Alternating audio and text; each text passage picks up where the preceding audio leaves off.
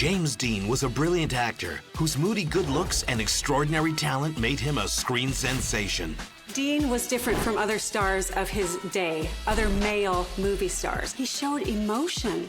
He had both sides, this masculine and this feminine side, that audiences were really drawn to. When his life was cut short at just 24 years of age, James became a legend. His short career was so profound in establishing the youth movement that went through the 50s and seemed to have culminated in the 60s and 70s and is still extant today.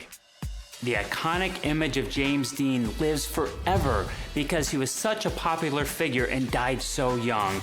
Though he died with only $3,000 in the bank, in the decades following his death, James came to be worth a fortune. James Dean is still one of the top 3 selling brands of all time, right up there with Marilyn Monroe and Elvis Presley. In fact, a publicist once said that James Dean was bigger than a legend. He was a religion. Today, his face is everywhere, from advertising to t-shirts to prepaid Visa cards, earning his estate millions of dollars every year. But where does the money go? And who controls the image of this great Hollywood icon? Warner Brothers makes really an earth-shattering claim. They say they've been defrauded out of $30 million for merchandising rights pertaining to James Dean. The fame, the fortune, the legacy of James Dean.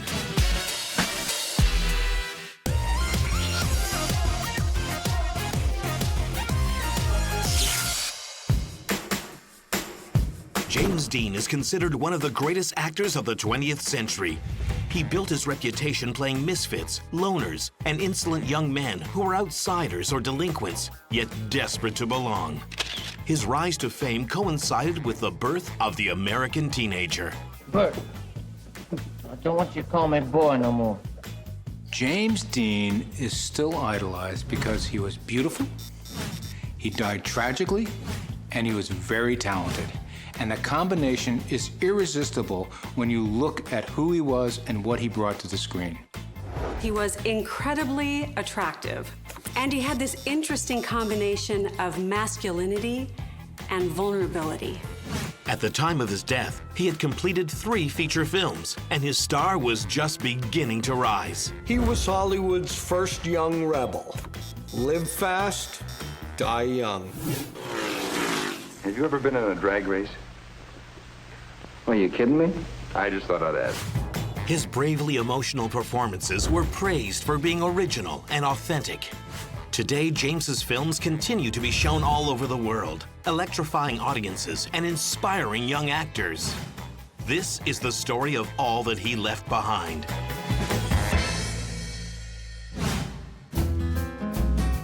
James Byron Dean, known as Jimmy, is born in Marion, Indiana on February 8, 1931.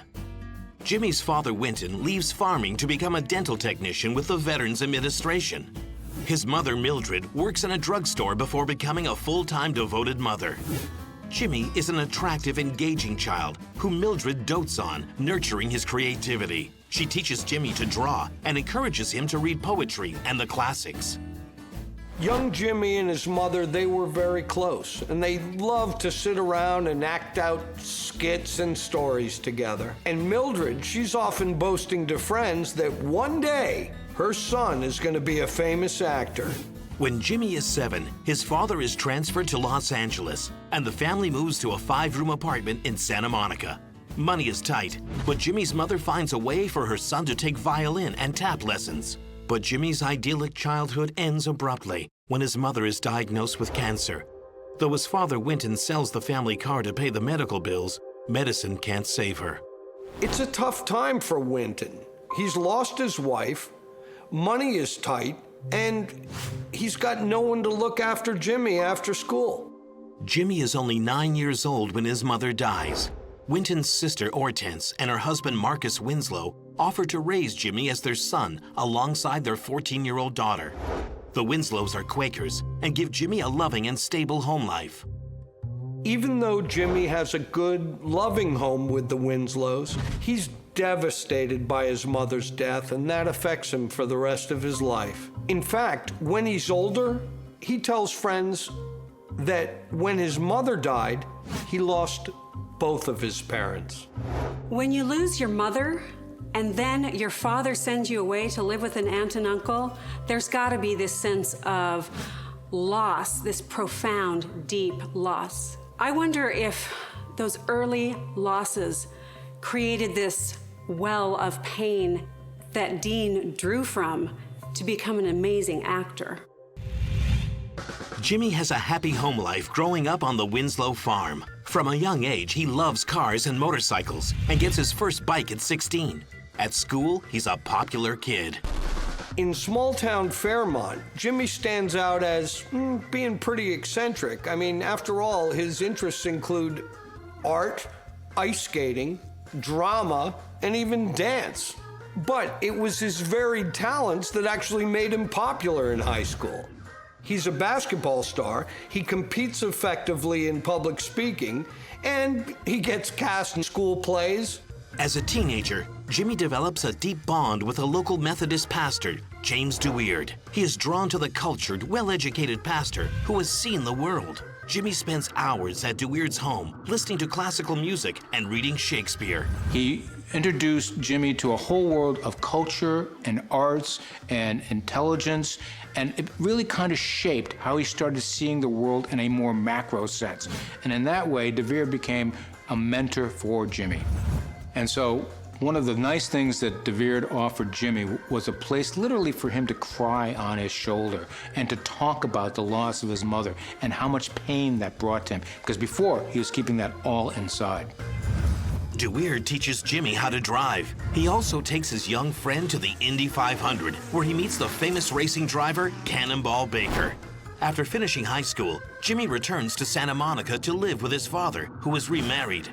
He wants to be an actor, but his father disapproves. So instead, Jimmy enrolls in Santa Monica College with a major in pre-law. So Jimmy decides that he's going to get a law degree, goes to Santa Monica College.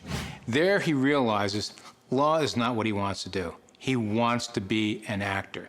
So he drops out of Santa Monica in law, goes to UCLA in film. His father, as many fathers would do during that period or any period, says, you are wasting your life as an actor. They have big fights. They end up, going at it with each other, and the father kicks Jimmy out of the house, and Jimmy's on his own. They end in a very bad way, and they never really reconcile. Jimmy rents an apartment with a fellow young actor and struggles to pay the rent with his first acting gigs. He finally gets a shot at a cola commercial where he gets paid $10 plus lunch. Big money, right? It doesn't do much of anything. It doesn't pay for any rent. It's $10 in lunch. How much can he make out of that? But what does happen is he's seen by this producer who brings him to this TV show. It's a union gig. He gets paid $150 for it. And if you watch this on YouTube or someplace else, you'll see that the camera loves him. Everyone else is kind of like in the background. Jimmy's not great as an actor, but the camera loves him and you can't take your eyes off of him. Surely we did not spend 3 years following the Master to return again to our nets. Was it for this the Master sent us out to cure the sick, cast out devils? Monstrous rocks. Like many aspiring actors, Jimmy is looking for his way in. So he gets himself a job at CBS Studios as a parking attendant. The pay's pretty low, it's like $1 an hour, but it gives him an extra advantage. He's allowed time off for auditions, and it puts him in a place where he just might get noticed by people who matter. Before long, Jimmy gets his break. Rogers Brackett, who is directing a popular radio series, takes a shine to Jimmy and offers him a role. He hires him several more times, and the two become friends. Dean seems to be developing this pattern of looking to older men as father figures, to mentor him, take care of him. Brackett uses his many connections to develop his protege's career. This leads to Jimmy's first part in a comedy starring Dean Martin and Jerry Lewis, and to bit parts in studio films opposite major stars such as Rock Hudson and Humphrey Bogart. But Jimmy wants more than bit parts. His dream is to act on stage. With barely any money in his pocket, James Dean somehow gets himself to New York. Because in New York City, at that particular time in the early 50s, any actor worth his salt would go there and learn how to be a real actor at the Actor Studios run by Lee Strasberg. And that germ of an idea started getting into Jimmy Dean's head. He's a man with a dream and with a mission, and James Dean has decided nothing is going to stop him. By age 20, actor James Dean has only had bit parts in Hollywood films, but is hungry for a serious acting career. He travels to New York City, where he wants to hone his acting skills. 1950s is a golden age of television, and New York was the center of it all. Jimmy goes to weekly auditions or cattle calls trying to get called back to read a part. Since he's short and looks even younger than his 20 years, Dean isn't considered for romantic leads. At one audition, he's told that being 5'8" is too short to be an actor. And he's like, what? How can you even measure acting in inches? Constantly broke, Jimmy lives on coffee and cigarettes. To save on rent, he stays on and off with various friends. Jimmy lives with both male and female friends. And usually those relationships kind of evolved into some sort of sexual intimacy. Now, Jimmy claims that he isn't gay, but he also says, why should I live my life with one hand tied behind my back? Jimmy believes that it's important for him as an actor to experience everything he can in his life so that he can in turn use that as an expression of his art. With his creativity exploding, Jimmy soaks up everything New York has to offer. He draws, paints, writes poetry, dances, explores photography, and plays his bongos along with jazz records at home and at parties. Dean sought out friendships with other artistic and creative people, musicians, photographers, artists. He seemed to want to know everything there was to learn. But he isn't getting work. One of his early girlfriends is a young dancer, Elizabeth Dizzy Sheridan, who later becomes an actress and plays Jerry Seinfeld's mother in the acclaimed comedic Seinfeld series. Sheridan helps boost Jimmy's confidence. Finally, Jimmy feels ready to audition at the prestigious Actors Studio for Lee Strasberg. He spends 6 weeks preparing a scene, and a few weeks later gets the good news. He is one of only 7 actors selected. He spent 6 weeks working with an actress by the name of Christine White. They rehearsed, they worked around the clock to develop their skills. So when they both had their audition in front of Lee Strasberg, they both got in on the very first time. And very few people ever got in to the Actors Studio on their first audition. So how impressive is this, that James Dean gets in on the first try? Well, just consider this. Al Pacino, Dustin Hoffman did not. It took them several times for them to get into the Actors Studio. The Actors Studio was developed around a thing called the method. And the method was a way of going deep into your own personal experiences and bringing them up in your acting.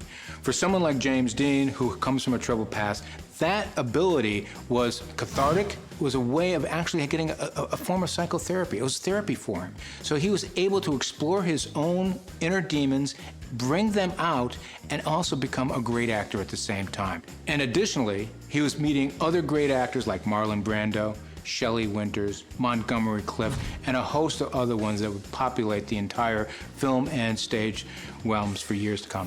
But Jimmy turns out to be too sensitive for Strasberg's style of critical feedback. The first time that Dean delivers a scene for Strasberg, the master, in turn, delivers him a lengthy, rather severe critique of his work, which Jimmy takes rather personally. The problem is that Jimmy has loads of talent, but no technique and no shell to protect him. He hardly ever comes by the Actors Studio after that. He's literally afraid of being judged and found wanting. Determined to make it without the Actors Studio, Jimmy lands an audition for a new Broadway production titled See the Jaguar. Jimmy, like many actors, has his strengths and his weaknesses. One of his weaknesses was he didn't like reading material right off the bat. He wanted to memorize it.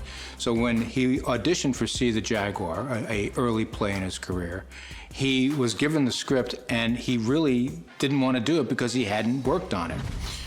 So he pretended that his glasses were broken and got out of the audition. But the screenwriter, the playwright, had seen enough of him on stage that he sent Jimmy the money to get his glasses redone so he could redo the audition.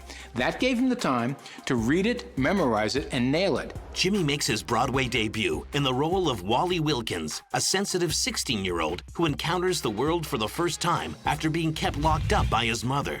Though the play closes after only 5 performances, Jimmy is singled out for critical praise. He also signs with an agent who sees his potential as a lead and begins getting him bigger and bigger roles.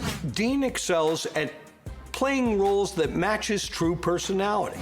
Juvenile delinquents, outcasts, misunderstood yet sensitive tough guys.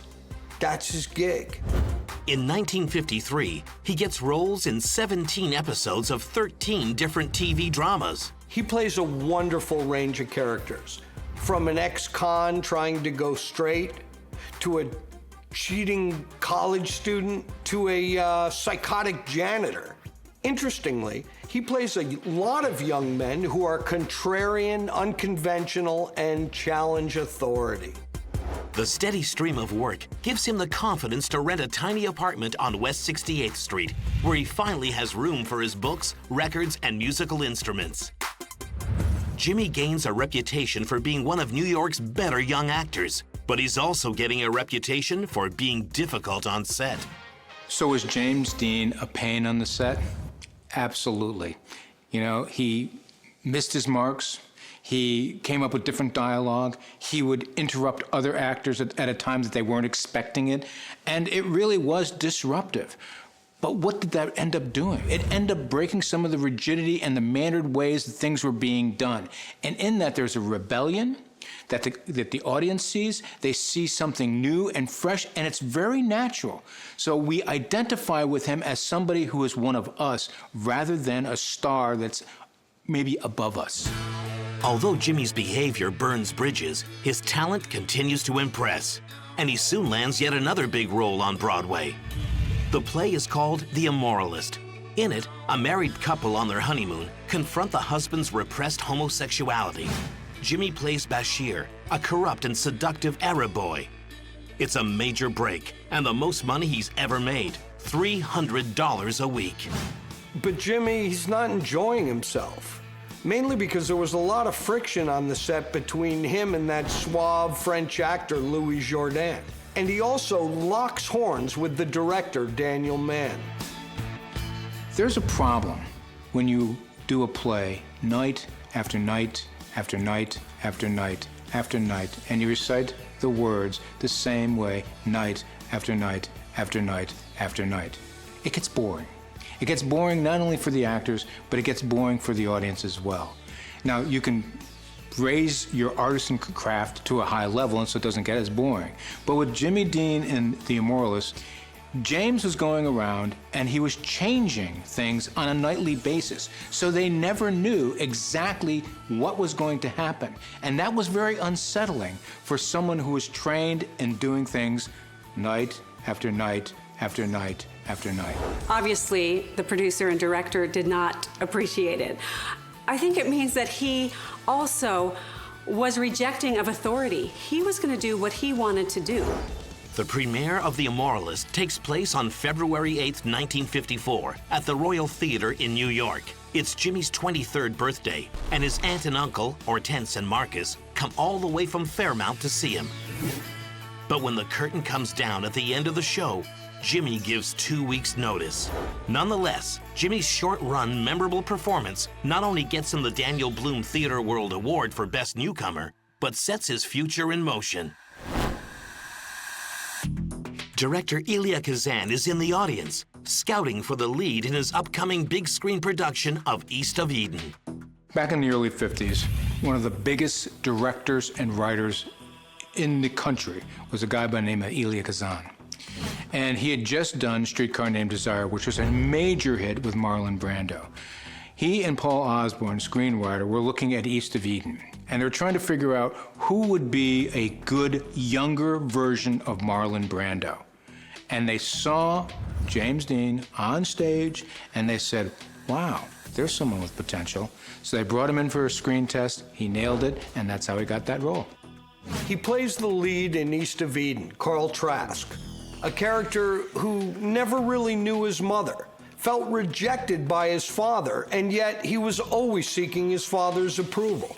Jimmy had a deep well of his own feelings and experiences to draw from, given his own angry resentment for his own father. Jimmy is hired, and the fee, $10,000, is more money than he's ever seen.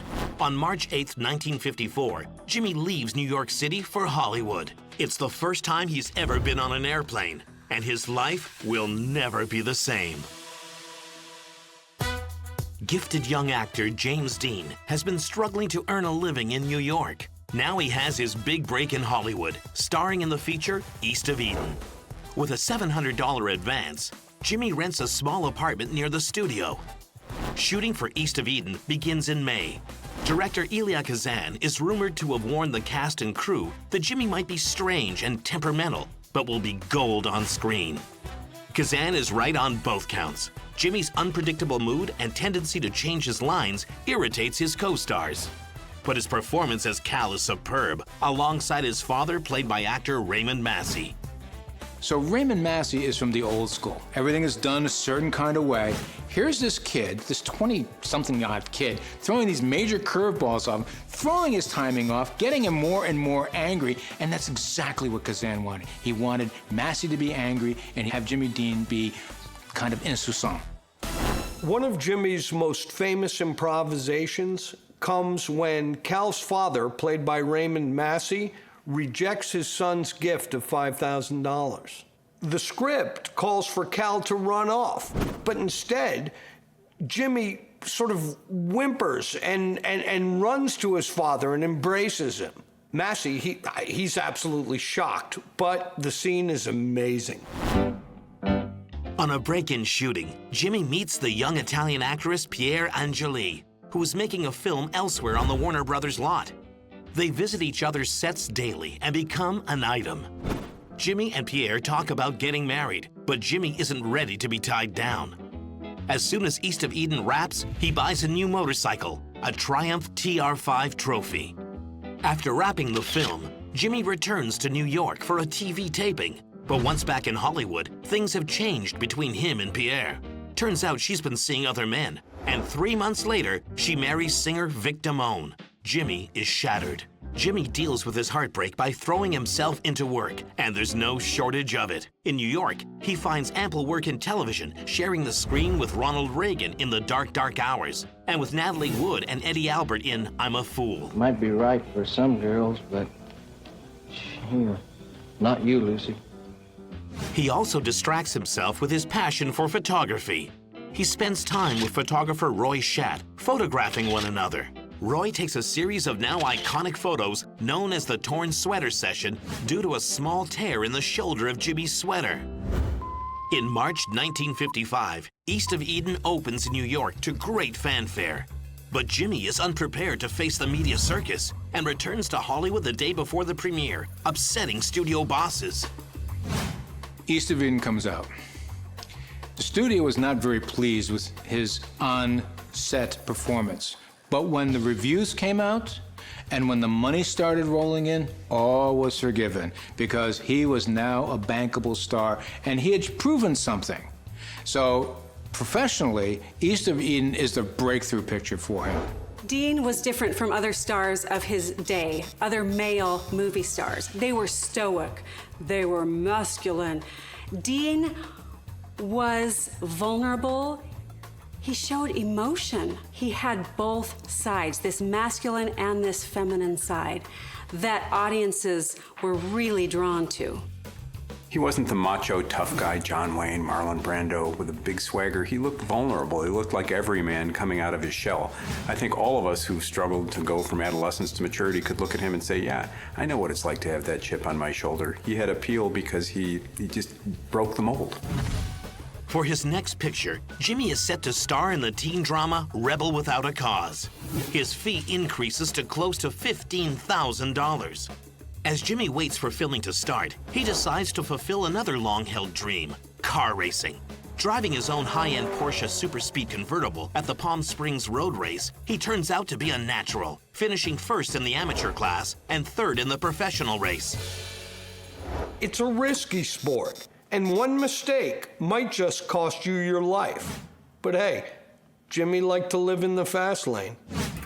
When Rebel Without a Cause begins filming in late March 1955, there's plenty of trust between Jimmy and director Nicholas Ray. Ray gives Jimmy free rein to improvise and make up his own dialogue. By now, Hollywood gossip columnists have begun paying attention to Jimmy's social life. He's seen often at the upscale Villa Capri restaurant with an assortment of starlets and has a stormy off and on relationship with Ursula Andress. In May, filming on Rebel ends, but Warner Brothers knows James Dean is money in the bank and offers him a groundbreaking contract, $100,000 for each of his next 10 pictures. 2 weeks after finishing Rebel Without a Cause, Jimmy begins his third film, Giant. So in Giant, he plays Jet Rink, who is a brash, surly ranch hand working under Elizabeth Taylor and Rock Hudson. Over the course of the film, he ends up discovering oil himself and becomes a wealthy man, but unfulfilled in many ways. And that's what makes it a great role for him, because he gets to play that unfulfilled element. Jimmy's closest friend on the shoot is actress Elizabeth Taylor. The two stay up late nights talking about their lives. But again, there is friction with the director and other cast members. So on the set of Giant, you have this established director, old school George Stevens, who won Oscars, worked with all the great stars. On the other side, you've got James Dean, young, brash, rebellious, bringing new and different kind of ideas. Of course, there was friction on the set between the two of them. However, what happened is George Stevens saw that the performance he was getting from James Dean was exemplary. It was great, and he understood that. So even though there was friction, a mutual respect developed between the two of them. After years of poverty, Jimmy is enjoying satisfying work, financial security, and all the perks of Hollywood. He rents a secluded home in Sherman Oaks for $250 a month, where he hobnobs with stars and starlets. And racing is never far from his mind, but a clause in his contract forbids him from racing until filming on Giant is over. On September 17th, Jimmy finishes filming Giant. That same day, he makes a short commercial for the National Highway Safety Committee that, get this, urges young people to not speed. Now I drive on the highways and extra cautious, because no one knows what they're doing. Half the time you don't know what this guy's going to do with that one. Take it easy driving. The life you might save might be mine. A few days later, Jimmy buys a limited edition silver Porsche for $6,900. It's a serious track car. The thin aluminum body has no windshield or bumpers, and it can travel at 150 miles per hour. Dean has an artist paint the words "Little Bastard" on the back of the car. Ursula Andress, someone he dated, said, "Don't get into it." Alec Guinness looked at it and said, "That's a sinister car." Everyone said, "Don't drive it, stay away from it," and somehow that was very prophetic. Jimmy's friend and fellow racer Lou Bracker sells life insurance on the side and convinces Jimmy to buy a $100,000 policy. Jimmy wants to allocate $5,000 to his grandparents, $10,000 to his nephew Marky, and the rest to his uncle and aunt, Marcus and Hortense. Bracker suggested to James Dean that he have a will drawn up and handle his estate the right way. He also suggested that he name the estate as the beneficiary of his life insurance policy so that the will James Dean had drawn up would control who receives the life insurance money. And James Dean actually followed this advice. Jimmy's future is bright. In addition to the 9 more films guaranteed with Warner Brothers, he has work lined up in television and a film at MGM. But more and more, his true love is racing. On the afternoon of September 28th, Jimmy, with his mechanic in the passenger seat, sets off for a raceway in Salinas, California. Dean wanted to race the car. Obviously, he was one of those adrenaline junkies that we talk about these days. But originally, he was planning on just putting his car on the back on a trailer and just driving it to Salinas to the racetrack. But his co-driver, or his mechanic, decided that, you know what, it might be a good idea for you just to drive it so you get a real good sense of what this car can and can't do. So that's what he did. He decided to drive the car all the way from Hollywood to Salinas. At 3:30 p.m., he's stopped and ticketed for speeding. 2 hours later, he's racing along Route 466. Jimmy has the sun in his eyes as he approaches an intersection. A large Ford approaches from another direction and crosses the center line. When the driver sees the Porsche, he slams on the brakes, but his rear wheels lock. Jimmy tries to swerve out of the way, but doesn't have the time or space. The cars crash head-on. The Porsche flips into the air and lands on its back wheels in a gully. Dean's mechanic is thrown from the vehicle. Jimmy is unconscious, with his foot crushed and neck broken. The two men are rushed by ambulance to the Paso Robles War Memorial Hospital, 28 miles away. The mechanic will recover, but at 6:20 p.m. on September 30th, 1955, James Dean is pronounced dead. Actor James Dean is dead from a car crash at just 24 years of age, his career just beginning. When the news reaches Hollywood, two gala events are just getting underway. There are shrieks and tears, and several people faint as word spreads. Elizabeth Taylor is so grief-stricken, she cries uncontrollably on the set of Giant and needs to be hospitalized 3 days later. Soon, news of Jimmy's death spreads across the country and overseas, devastating friends, acquaintances, and fans. Jimmy's casket is shipped to his hometown of Fairmount, where a simple Quaker funeral is held October 8, 1955. Some of Jimmy's friends from New York and Hollywood come to say goodbye. 3,000 people crowd the tiny church and overflow into the churchyard. Jimmy is laid to rest in a small cemetery beside a cornfield. An inquest into the accident is held 3 days later. It determines that Jimmy was at fault due to reckless speeding, and the other driver, who survived with minor injuries, is declared innocent. I'm not sure the inquest did justice to what caused Mr. Dean's death. In this instance, Mr. Dean was found responsible for the accident because he was recklessly speeding. He was driving a grayish color car. It was low to the road. The claim was that the driver of the other vehicle couldn't see it. Well, it was his duty to see it. He can't approach that intersection with his eyes closed and say, "Whoa, you were traveling awful fast." So I think it was a little reckless to attribute all the responsibility to this to Mr. Dean. I think both drivers were probably negligent and both were probably at fault. James Dean's sudden death creates sudden wealth and turns him into an instant icon. Jimmy has just over $3,000 in his New York bank account, but the insurance policy he purchased is worth $100,000. James Dean died intestate. This means he died without a valid will. Now, it's too bad because he had the appointment with the lawyer a week later, and had he lived long enough to keep that appointment and sign the will, things could have been very different for his estate. Because he died intestate, it's up to the probate court to follow state law and decide who gets to receive the money, and also who is going to manage the estate, pay the liabilities, distribute the assets, and manage everything else that is needed for an estate of this magnitude. After taxes are paid, Jimmy's estate is evaluated at over $96,000. Because James Dean didn't have a will, the money could not be allocated and go to the individuals that he wanted it to go to. Instead of going to the loved ones that he wanted to benefit through the money and through his estate, it all went to his next of kin, his dad, because when someone passes away without a will, it goes according to the laws in the state that you live in. Now, this was a really sad situation because not only did the money not go to the individuals that James Dean wanted it to go to, but in fact, it went to his dad. His dad, who said that he shouldn't pursue acting, who kicked him out of the house when he was young, and never reconciled with James Dean before he passed away. Less than a month after Jimmy's death, Rebel Without a Cause opens across the country. A year later, Giant is released. Giant will remain the highest-grossing film in Warner Brothers history until Superman in 1978.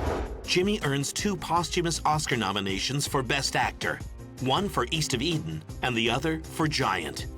They're the first posthumous acting nominations in Academy Award history, and he is the first actor to receive 2 of them.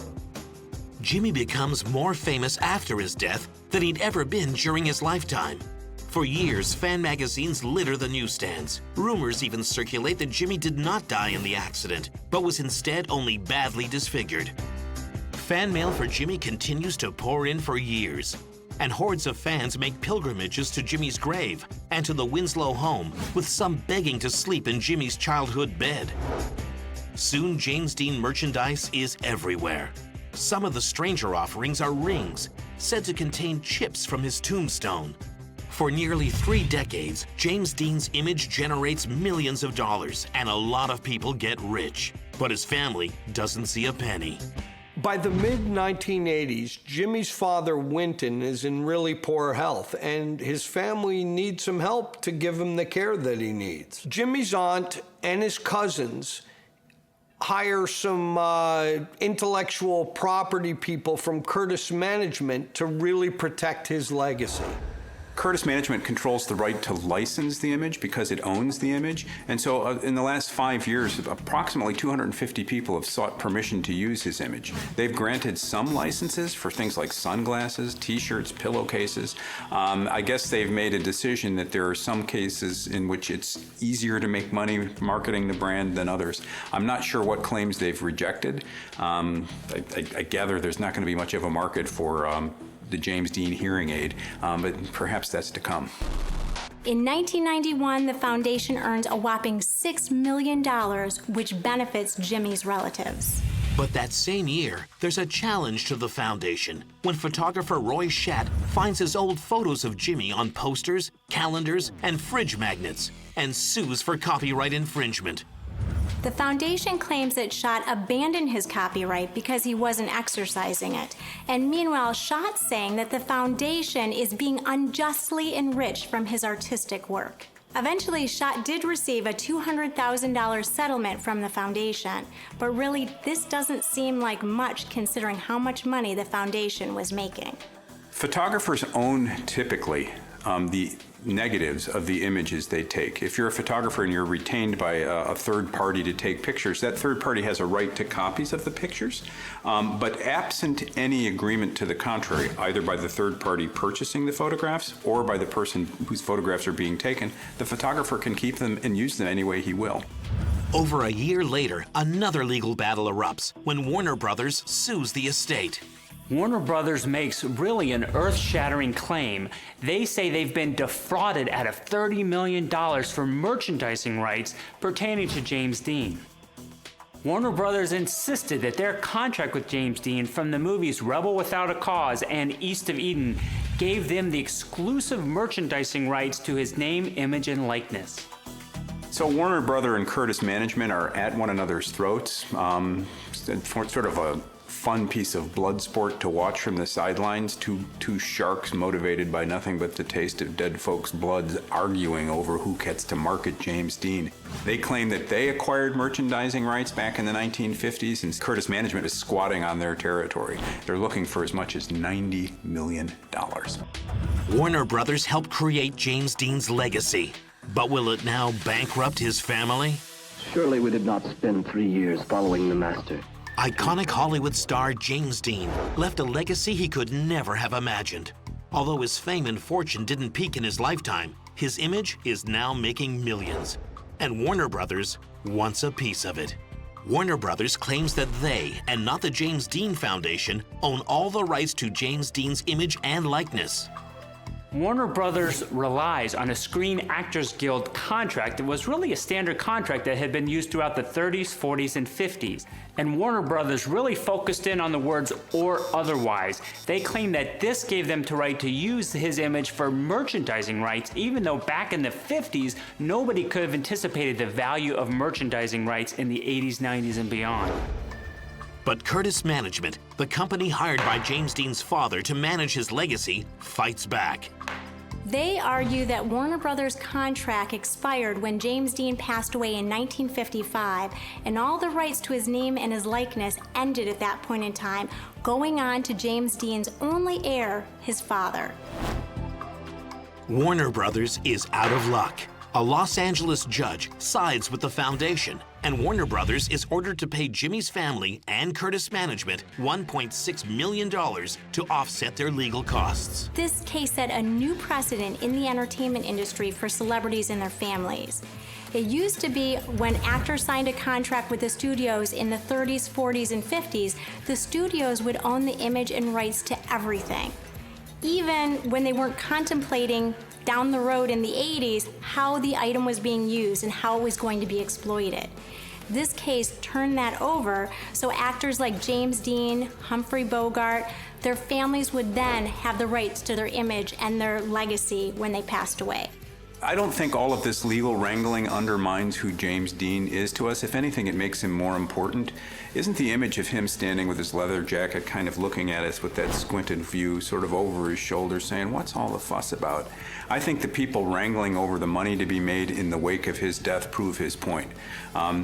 It's possible to be an adult and a pig in the United States. The challenge is to be an adult and a decent human being.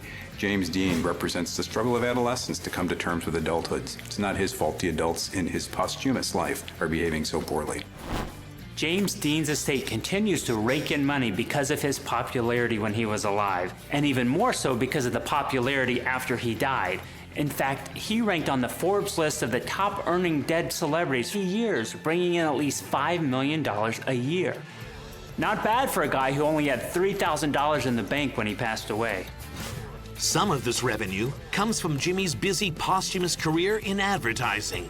There was actually a famous ad for Converse where a photographer, Phil Stern, had an old photograph of James Dean where he was actually wearing Converse shoes. Now, because of this opportunity, the photographer made a nice sum of money, and that type of Converse shoes actually spiked in sales 50% based on this ad. Jimmy's legacy is about much more than money. In 1999, the American Film Institute ranks him the 18th best male movie star of the last 100 years. And his films continue to touch generations of young people all over the world. James Dean's films are shown all over the world. We know that. I mean, there are retrospectives. There was a time when I used to be what was known as a repertory film booker. I would book theaters and I would take everything that had James Dean, put it into a film festival, and I knew people would come. That's the kind of impact he had on audiences. But it's not just audiences, it's actors. You take a look at Johnny Depp, you look at Al Pacino, you look at Anthony Perkins, any of these actors, you can always see a little bit of James Dean and what he brought to the screen. That vulnerability, that conflict that was going on inside him, they all bring that to the screen and audiences respond to it. Fans still make pilgrimages to his grave and leave kisses on his headstone. And the town of Fairmount honors him with a festival every September. James Dean has become a cottage industry. Over 200 books have been published about him. People who knew him, people who looked at all his movies, people who've analyzed him. And they're constantly coming out. There is an enormous amount of curiosity about this very young, rebellious man who is so talented. And I think that we're going to continue to see that as people dig deeper and deeper into his psyche and about why he still resonates so deeply with the youth of America and the world.